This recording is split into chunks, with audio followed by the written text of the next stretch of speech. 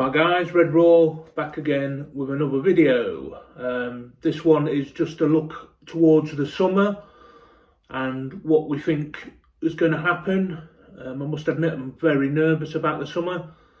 If they don't get it right, I think it could be a big struggle and we could fall off the cliff and not challenge for a few years to come.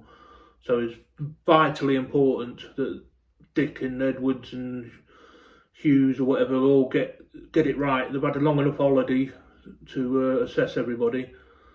But yeah, I'd just like to go through the squad and then I'll ask for your guys' opinions. So contracts that are expiring this summer, as we know, are Trent, Virgil van Dijk's, Mohamed Salah's, Nat Phillips, I think he goes anyway, and Jaros, the third choice keeper. I think he'll probably sign a new deal because he is homegrown, and then it saves us having to fork out for another keeper who should hardly play. But I'd like to get your guys' opinions on them. Then there's got contracts that expire in 2026. We have Reece Williams, I think he'll go, I don't think he's good enough. Ibrahima Konate, I'm hoping he'll get a new deal sorted before we lose him for note. Queven Kelleher is out of contract in 2026, but I think he'll leave for a nominal fee this summer. Andy Robertson as well is out of contract in 2026, but I can see him signing another 2-year deal, hopefully. Yeah, and then we've got potential players that are available to be moved on this summer. So we've got Darwin Núñez. I think that most people would agree he's a likely candidate to leave. Same with Kostas Tsimikas. A lot of people think that Alisson Becker would be available, but I believe he'll stay for at least one season to bed in Mamardashvili, and rather than chucking him straight into the deep end. I think Alisson Becker will stay for at least another year, then we'll probably cash in on him. Joe Gomez, just for his injuries, he's not had much luck with his injuries, has he? I know he's versatile, so we'd have to look at that if we're bringing in somebody to replace Joe, somebody who can do a similar job. Somebody like Gerald Hatto would be somebody I'd be looking at. Tyler Morton, I think he's definitely going to go. We was close to leaving in January. Ben Doak, I think he'll go as well. And then we've got doubts over Luis Diaz. We know him and his dad's desperate for a move to Barcelona, so we'll see what happens there. Harvey Elliott, obviously it's pretty clear the boss doesn't trust the lad. I think I'd keep him around in the squad, another homegrown player. Wataru Endo, I think the same goes with him. The boss doesn't trust him to play minutes. He gives him the odd sub appearance here and there, which he has done well this season in them, but I believe he'll go. And I would expect Stefan Bajcetic to come back and take Endo's minutes next season. Diogo Jota, his days could be numbered at the club as well. Then we've got Sleepy Chiesa. He's another one. He's not really getting a look in, is he, at all? So will he be moved on? And Calvin Ramsey, the right back, I think he'll go as well. Then obviously I've mentioned Bajcetic coming back from loan and into the squad, and I can see the same happening with Jayden Danns. I think he'll come back into the squad and be third choice striker. Yeah, so positions that we need to strengthen regardless of outgoings. So we already need a minimum of one centre-back. That could well be 2 or 3 if Gomez and Van Dijk happen to go.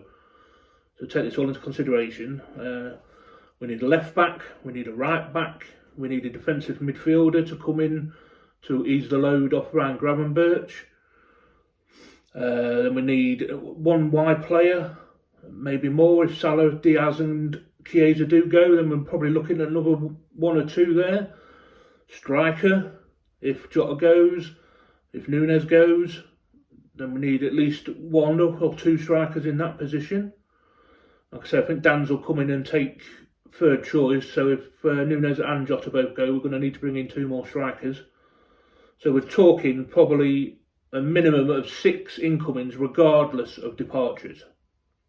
Do you see FSG, Liverpool doing that many changes in the summer? I think it's highly doubtful.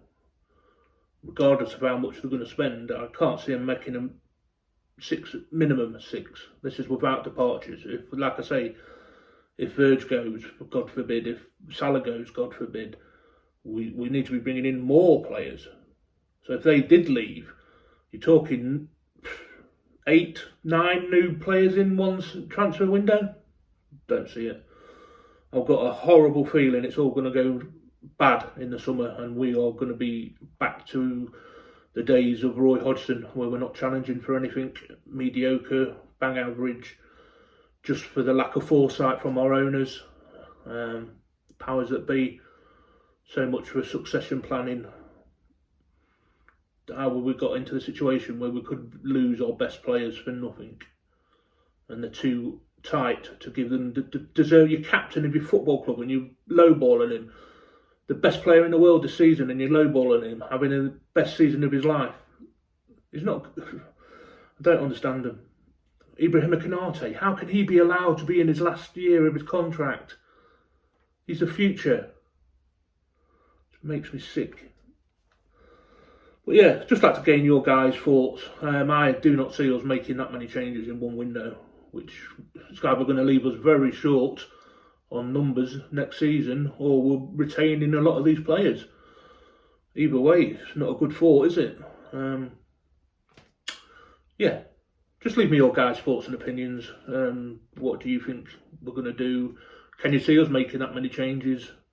I always like to hear your guys' thoughts and opinions. It's interesting to see and hear other people's perspectives. Now, I think it's a massive ask to be making that many deals. They couldn't even get one deal done in the bloody summer, could they? So I think they're going to get a minimum of 6 without departures. I don't see it. I just don't. And I don't know how we're going to get around it. Yeah, alright guys, I thought I'd just bring you that, something different, something out of the ordinary for me, I suppose. Alright guys, yeah, if you would like to support the channel and are in a position to do so, there will be a couple of links in my video description. And yeah, don't feel obliged, but it'd be appreciated if you can. If you haven't done so already, please consider subscribing. Thank you for the influx recently. Thank you for my mainstay viewers. I appreciate each and every one of you. Please like the video and leave me a comment. Alright guys, catch you on the next one. But for now, Red Raw and out.